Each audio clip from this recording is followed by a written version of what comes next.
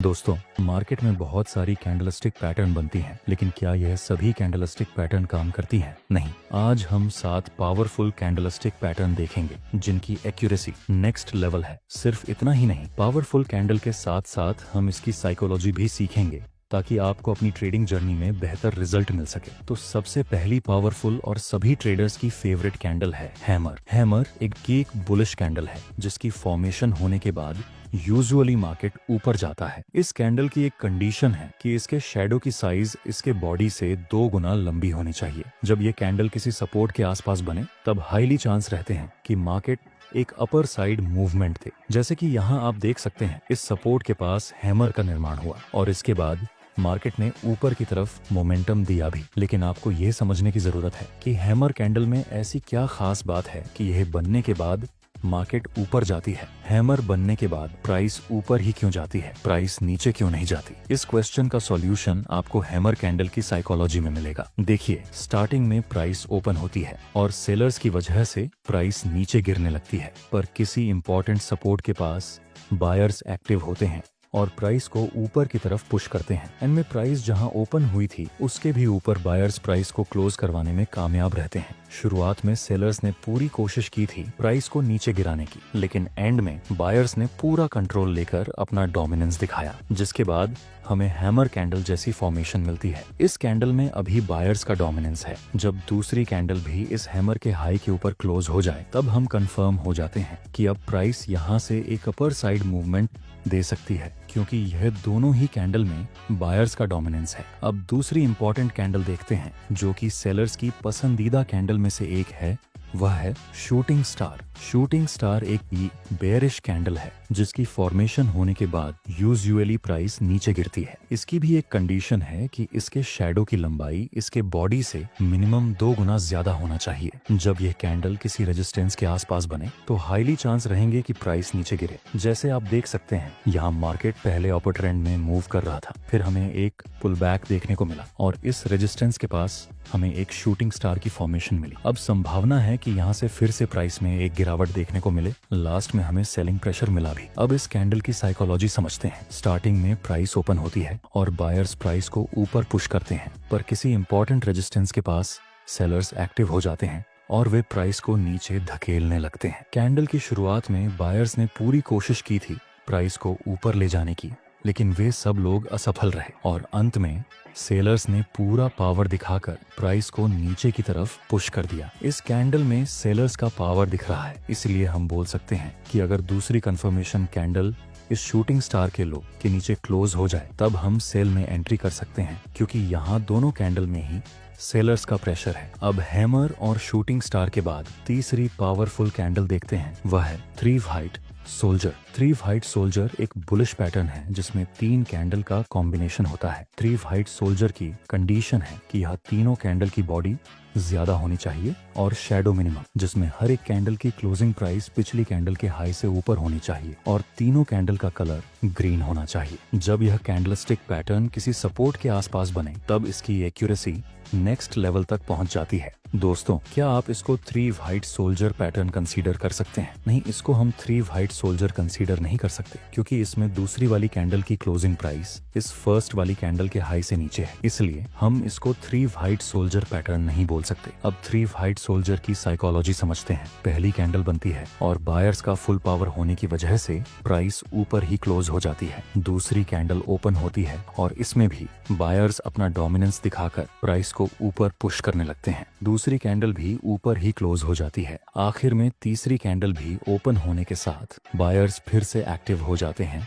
और एक बार फिर से प्राइस को ऊपर पुश करते हैं और प्राइस ऊपर ही क्लोज हो जाती है। यह तीनों कैंडल में बायर्स का फुल पोटेंशियल है, इसलिए 3 वाइट सोल्जर की एक्यूरेसी ज्यादा है। चलिए इसको एक एग्जांपल के साथ समझते हैं। यहाँ शुरुआत में प्राइस नीचे आता है, उसके बाद फिर से ऊपर चला गया। जहाँ से मार्केट ने ऊपर की डायरेक्शन में मूव किया था वह एरिया हमारे लिए सपोर्ट का काम करेगा। नेक्स्ट हम देखें तो प्राइस इसी सपोर्ट के पास 3 वाइट सोल्जर की फॉर्मेशन बनाता है, जो कि हाईली एक्यूरेट कैंडलस्टिक पैटर्न में से एक है। तो अब हम बाय में एंट्री कर सकते हैं, जिसमें स्टॉप लॉस इस 3 व्हाइट सोल्जर के लो से थोड़ा नीचे रखेंगे और प्रॉफिट टारगेट के लिए हम इस नजदीकी रेजिस्टेंस का यूज करेंगे। आगे हमारा प्रॉफिट टारगेट भी कंप्लीट हो चुका है। दोस्तों, आपके लिए एक क्वेश्चन है कि हैमर की एक्यूरेसी ज्यादा है या फिर 3 व्हाइट सोल्जर की? वीडियो को पॉज करें और आंसर अपने दिमाग में रेडी रखें। अगर आपने यह दोनों कैंडल की साइकोलॉजी ठीक से समझी होगी तो आप इसका आंसर तुरंत दे पाएंगे। देखिए, हैमर कैंडल में भी बायर्स का पावर होता है और 3 व्हाइट सोल्जर में भी, लेकिन हैमर में सिर्फ एक कैंडल को बायर्स का पावर मिलता है, जहां 3 व्हाइट सोल्जर में तीनों ही कैंडल को बायर्स का पावर मिलता है। इसलिए 3 व्हाइट सोल्जर की एक्यूरेसी ज्यादा रहती है इन कंपैरिजन टू हैमर। आपकी नेक्स्ट हाईली एक्यूरेट कैंडल है 3 ब्लैक क्रो। इसमें तीनों कैंडल का इतना है कि 3 ब्लैक क्रो में तीनों कैंडल का कलर रेड होना चाहिए। बाकी सारी कंडीशन 3 व्हाइट सोल्जर जैसी ही हैं। यहाँ पर आप देख सकते हैं प्राइस पहले ऊपर जाता है, फिर एक हल्का सा पुल बैक के साथ नीचे गिरता है। जहां से प्राइस नीचे गिरा उस एरिया को हम एज रेजिस्टेंस यूज कर सकते हैं। आगे प्राइस इस रेजिस्टेंस के पास 3 ब्लैक क्रो की फॉर्मेशन बनाता है जो एक बेरिश सिग्नल है, तो फिर अब हम सेल में एंट्री कर सकते हैं। स्टॉप लॉस इस 3 ब्लैक क्रो के हाई से थोड़ा सा ऊपर और प्रॉफिट टारगेट के लिए हम नजदीकी सपोर्ट का यूज करेंगे। नेक्स्ट, एक बड़ी गिरावट के साथ हमारा प्रॉफिट टारगेट कंप्लीट हो गया। चलिए इसकी साइकोलॉजी समझते हैं। स्टार्टिंग में प्राइस ओपन होती है और सेलर्स की वजह से प्राइस नीचे आती है और नीचे ही प्राइस क्लोज हो जाती है। दूसरी कैंडल में भी सेलर्स की एक्टिविटी ज्यादा होने की वजह से प्राइस ओपन होकर नीचे क्लोज हो जाती है और थर्ड कैंडल में सेलर्स का पावर ज्यादा होने की वजह से प्राइस ओपन होकर नीचे क्लोज हो जाती है। यह तीनों ही कैंडल में सेलर्स सेल करने में ज्यादा इंटरेस्टेड हैं, इसलिए यहाँ संभावना है कि आगे भी प्राइस नीचे गिर सकती है। दोस्तों, इस वीडियो में हमने ट्रेडिंग के बहुत सारे न्यू कॉन्सेप्ट ऐड किए हैं जिससे कि आपकी ट्रेडिंग जर्नी सिंपल हो जाए। वीडियो बनाने में हमारी पूरी टीम की बहुत ज्यादा मेहनत लगी है। अगर आप हमें सपोर्ट करना चाहते हैं तो एक लाइक जरूर कर देना। आपकी नेक्स्ट कैंडल है बुलिश एंगल्फिंग। ये कैंडलस्टिक पैटर्न 2 कैंडल के कॉम्बिनेशन से बनती है, जिसमें पहले वाली कैंडल का कलर रेड होना चाहिए और दूसरी बड़ी कैंडल का कलर ग्रीन होना चाहिए। यह बुलिश कैंडल है तो यह किसी सपोर्ट के आसपास बननी चाहिए। इसकी एक और कंडीशन है कि यह फर्स्ट वाली कैंडल का हाई एंड लो पूरी तरह से दूसरी वाली ग्रीन कैंडल के अंदर होना चाहिए। यहाँ पर आप देख सकते हैं इस इम्पोर्टेंट सपोर्ट के पास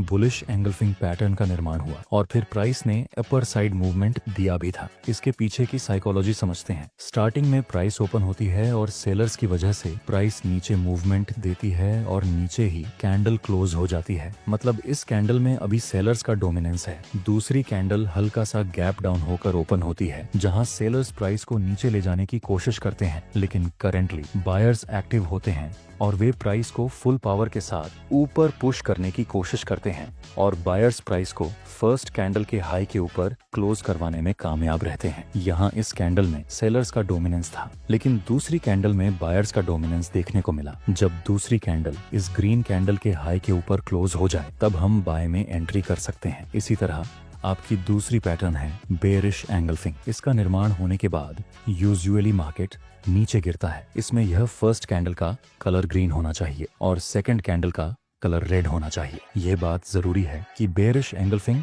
किसी रेजिस्टेंस के आसपास बननी चाहिए, तभी इसकी एक्यूरेसी बेहतर रहेगी। इसमें भी यह फर्स्ट कैंडल का हाई और लो पूरी तरह से इस सेकंड कैंडल के अंदर होना चाहिए। आप देख सकते हैं यहाँ इस इम्पोर्टेंट रेजिस्टेंस के पास एक बेरिश एंगल्फिंग का निर्माण हुआ और फिर प्राइस ने एक डाउन साइड की मूवमेंट दी थी। इसकी क्या साइकोलॉजी है, चलिए देखते हैं। शुरुआत में प्राइस ओपन होती है और बायर्स की वजह से प्राइस ऊपर की तरफ मूवमेंट देती है और ऊपर ही क्लोज हो जाती है। दूसरी कैंडल हल्का सा गैप अप के साथ ओपन होती है और धीरे धीरे ऊपर जाती है, लेकिन सडनली सेलर्स एक्टिव होते हैं और वे प्राइस को बहुत ही ज्यादा नीचे ले जाते हैं। लास्ट में दूसरी कैंडल फर्स्ट कैंडल के लो के नीचे क्लोज हो जाती है। इस फर्स्ट कैंडल में बायर्स का डोमिनेंस था, लेकिन दूसरी कैंडल में सेलर्स ने अपना पोटेंशियल दिखाया। जब कंफर्मेशन कैंडल इस रेड कैंडल के नीचे क्लोज हो जाए तब हम सेल में एंट्री कर सकते हैं। आपकी आखिरी कैंडलस्टिक पैटर्न है डोजी। दोस्तों, डोजी एक इंडिसीजन कैंडल है। डोजी कई तरह की होती है, जैसे कि dragon fly doji, long leg doji,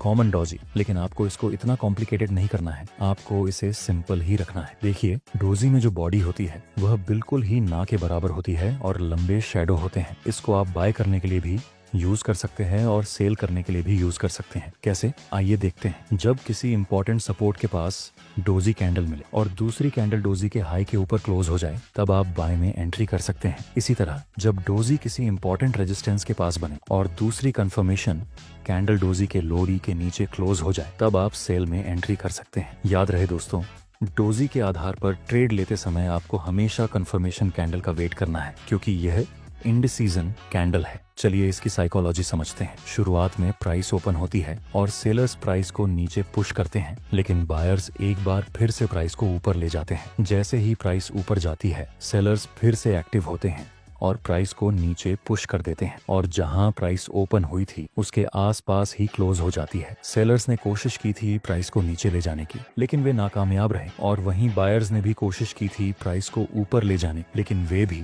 सफल नहीं रहे, जिस वजह से इस कैंडल को हम इंडिसीजन कैंडल बोलते हैं। दोस्तों, अगर आपको इस वीडियो से कुछ ना कुछ वैल्यू मिली हो तो लाइक जरूर करना